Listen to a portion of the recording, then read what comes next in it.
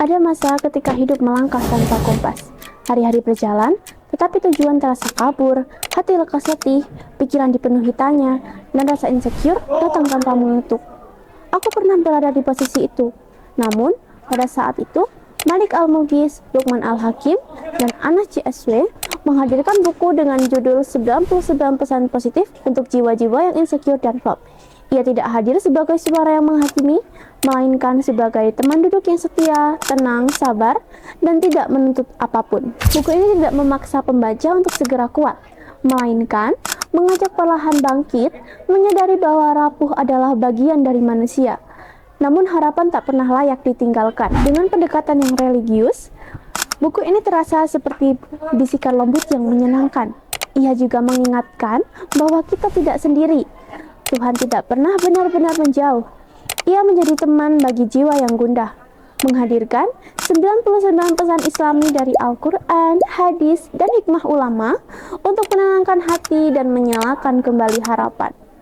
Pembaca diajak berdialog dengan Tuhan dan diri sendiri, menemukan bahwa di balik setiap kegagalan selalu ada rahmat, kekuatan, dan ruang untuk kembali pada ketenangan. Buku ini ditulis dengan sudut pandang orang ketiga, namun terasa dekat, seolah penulis hadir sebagai pengamat yang lembut, sekaligus penuntun yang tenang. Nasihat dari Al-Quran, hadis, dan Rasulullah mengalir pelan tanpa nada menggurui, menyentuh sisi batin yang tersering terabaikan. Ia berbicara tentang ragu, tentang rasa insecure, dan tentang kegagalan. Ia perlahan menuntun hati kembali, menyadari kedekatannya dengan Tuhan. Lewat pesan seperti Allah itu dekat, kitalah yang menjauh. Pembaca diajak berhenti sejenak, menengok ke dalam, dan menyadari jarak yang mungkin selama ini diciptakan sendiri.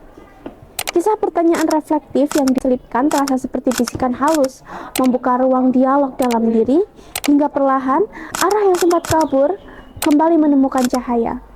Kekuatan buku ini terletak pada cara penulis menghadirkan diri dengan lembut di hadapan pembaca. Melalui pesan seperti Allah itu dekat, kitalah yang menjauh, kegundahan batin terasa dipahami tanpa dihakimi. Tulisan mengalir tenang, mengajak, bukan memerintah. Kepiawaian ini tampak saat penulis mengaitkan nasihat dengan Rasulullah dan pertanyaan reflektif. Dia membuka ruang dialog batin dan perlahan menumbuhkan kembali semangat yang meredup hingga penutupnya memberi kesan utuh dan menenangkan. Keterbatasan buku ini muncul pada beberapa pesan yang terasa terlalu singkat, seperti masuk surga dengan tertawa, menyentuh namun tidak digali lebih dalam. Sehingga, bagi pembaca yang menyukai perenungan panjang, gagasannya terasa belum sepenuhnya tuntas. Buku ini tidak datang sebagai penawar instan, tetapi seperti tempat singgah saat langkah mulai terasa berat. Ia hadir di tengah pikiran yang riuh dan keyakinan yang sempat goyah, lalu pelan-pelan mengajak untuk menata kembali arah. Di dalamnya ada pengingat sederhana bahwa Tuhan tidak pernah benar-benar menjauh dan harapan seringkali tumbuh justru saat berada di titik paling rapuh. Saat kamu merasa ragu, lelah, atau kehilangan arah, buku ini bisa jadi tempat yang menenangkan, bukan untuk memberi jawaban seketika, tapi untuk menemani dan mengingatkan bahwa setiap perjalanan, seberat apapun, selalu punya ruang untuk bangkit kembali.